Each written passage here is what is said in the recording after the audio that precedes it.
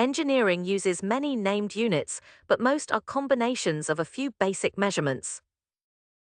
A derived unit is created when an equation combines base quantities such as mass, length, and time.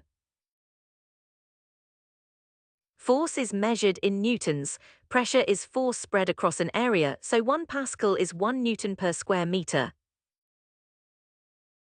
A joule measures transferred energy, a watt measures how quickly that energy is transferred, 1 joule every second.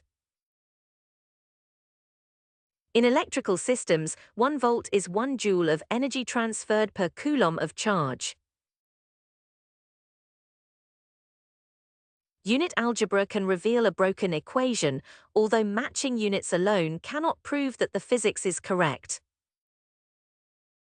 Derived units are compact descriptions of physical relationships.